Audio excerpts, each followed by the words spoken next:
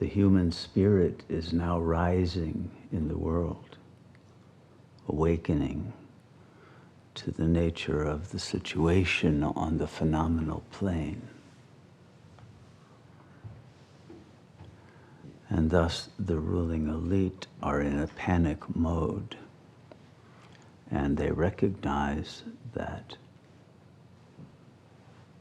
they cannot prevent the tide from turning against them and from there being mass arrests for genocide and other crimes against humanity. And because of this, they have to divert attention very quickly. And since they cannot prevent their own populations from rising against them, in the West, they will use Russian missiles to do it for them, and Chinese weapons of mass destruction. And it's for this reason, for playing this last card, that they have built massive underground cities with stockpiles of food. And they are beginning to move into this next phase in which there will be massive destruction by other means than is currently happening. And this acceleration of events will have many implications, because when the war goes kinetic, it will happen in space, underwater, under the ground, and it will destroy everything in most parts of the world. And because the war will take place in cyberspace as well, it will cut communications,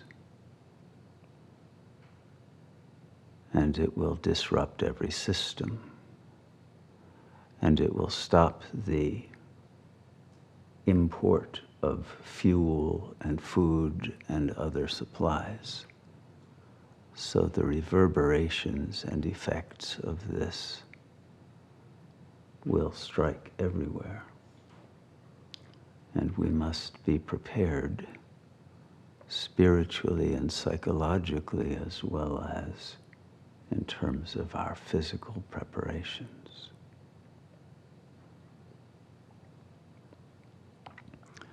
The world is made of vibrational frequencies. It's the pattern of those vibrations that determine form, that determine structure, that determine mass, that determine the flow of energy and connectivity. Because every apparently separate thing is simply a manifestation of the same vibrational energy. That energy exists at different levels and of different qualities, from the spiritual to the psychological to the pranic to the electromagnetic and to the sonic. All of these different forms of vibration are having effects on the world. But the most important effect comes from the vibration of pure spirit. And it is that that will morph the way that the world appears. Not radioactivity and not the vibrations of EMFs. It will be the vibrations of pure spirit that prevail and that determine the conditions of life. And if we are attuned to that vibration that is immune to the effects of the lower levels of vibrations, there will be safety. But if we fall into identification with matter, then our consciousness will be affected by the material level of vibrational frequency. So it is very important now to establish the consciousness in that state that is transcendent of all of the lower vibrational fields.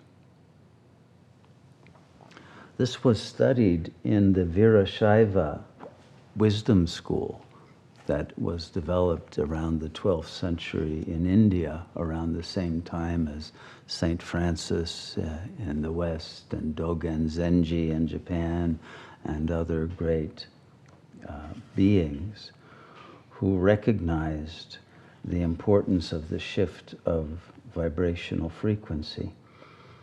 Their wisdom school came up with a scripture to describe the transformation of frequencies.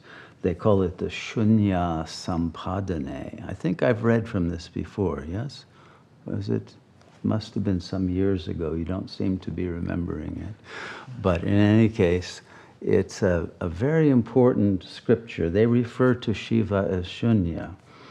And they carry a small lingam in a box in a necklace, because the idea is you shouldn't go to a Shiva temple. Your body should be a Shiva temple.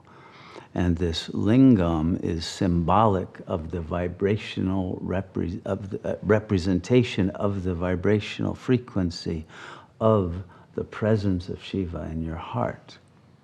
And if your body is vibrating with that frequency, it will have a protective energy field around it. But it has to be remembered. It has to be an object of devotion, not the physical talisman that they are carrying, but what it symbolizes, so that the one carrying it remembers always to abide in the heart and vibrate at that level of perfection of divine presence that creates a mandala of energy around one that contours the space of the Umwelt, of the world around one's environment, that produces certain synchronicities that would otherwise not be able to occur. It's this divine frequency that is the key to moving through this final phase of Kali Yuga with immunity and with the capacity to enable others to be protected by that energy field if there is enough of a grid of unified consciousness that can produce an entire dome of divine energy around a community. So this is the project that we must complete very rapidly.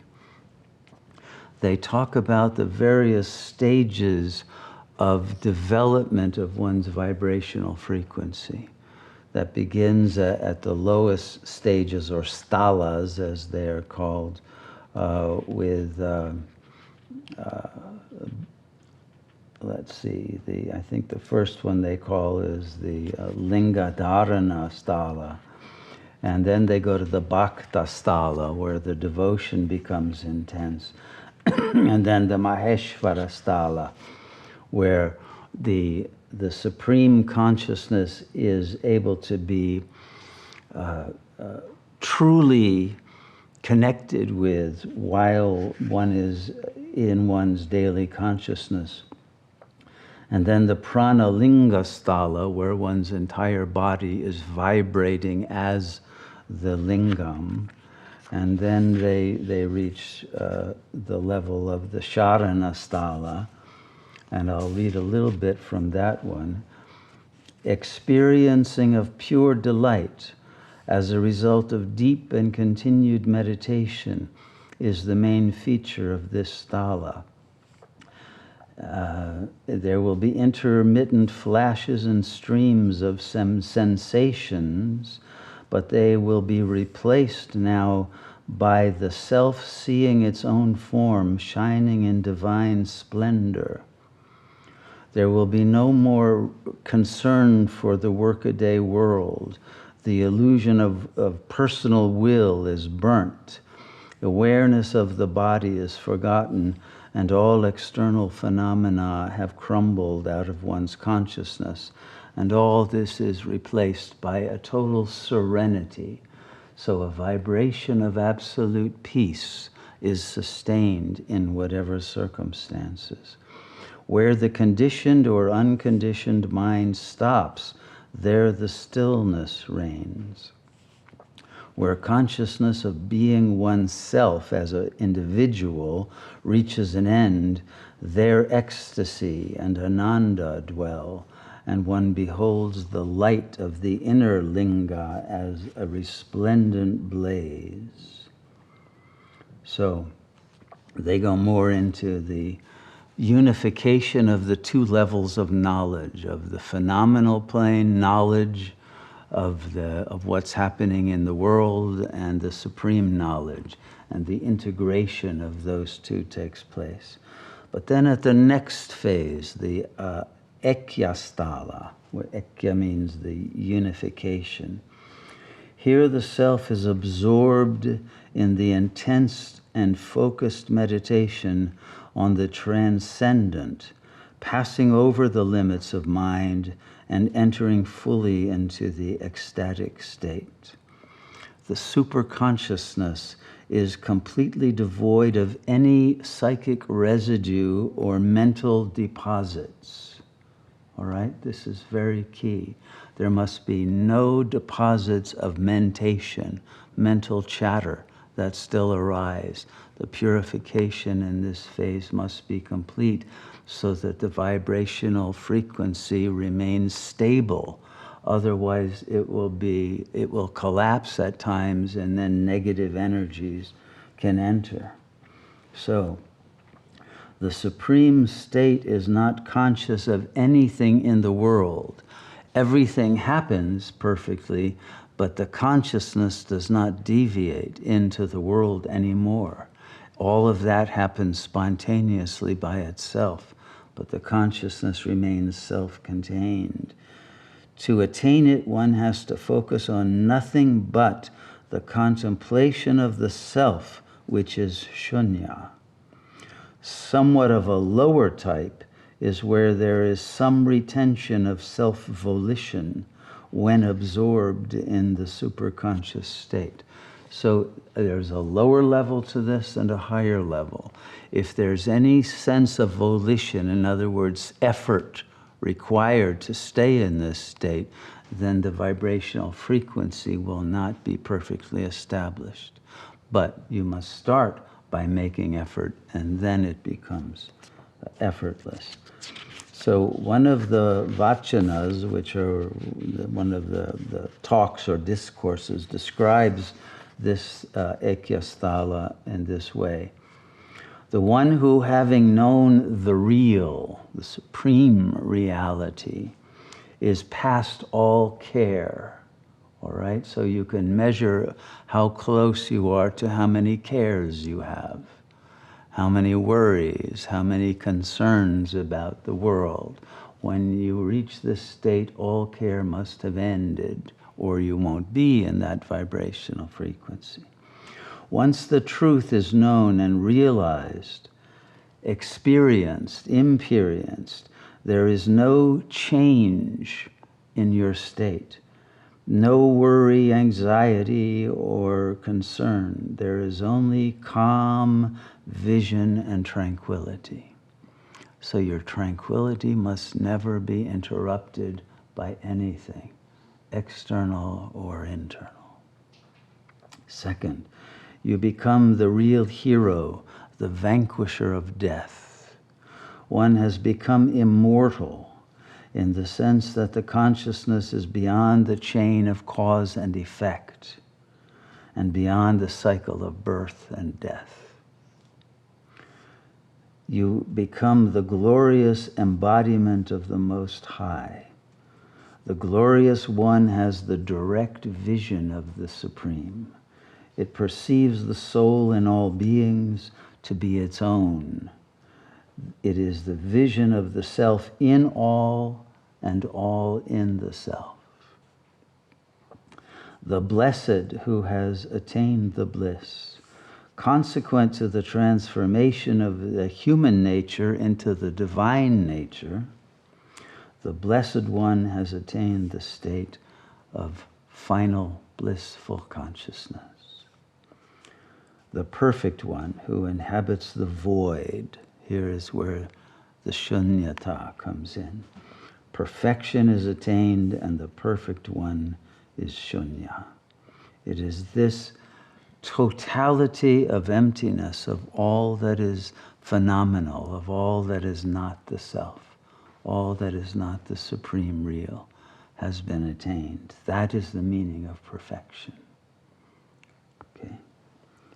The incarnation, self-begot, who has attained the perfect poise, the spontaneous one, is the supernal conscious being with perfect composure. Nothing will ever disturb you in that state. Nothing will ever create any vibrational frequency that deviates from that supreme peace. So, this is the state we must achieve now, very quickly, to establish a protective energy field around the ashram. And this is something each one of us must be responsible for. We must take full responsibility and not say, oh, they're not doing it yet, why should I? Each one must go first. Each one must recognize that there are no obstacles except your own attachment to the ego and its petty concerns. And none of that will matter soon. But you have to have established the real self as your vibrational frequency before you recognize that indeed this is the end, that the body will soon die, the world is over, there is no more going back to some normal life. There is nothing to hold on to in the phenomenal plane. Only the supreme reality, the singularity, will abide.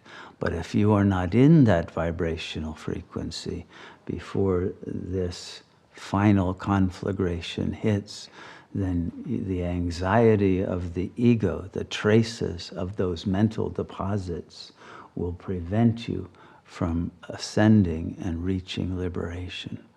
So now is the moment to take advantage of the relative peace that we still have before the backlash of events of this final phase of chaos ensues, and use it to attain your real self and the vibrational frequency that will provide continuity of self-government through the transition from the singularity into the next vibrational mandala, which will be Sat Yuga.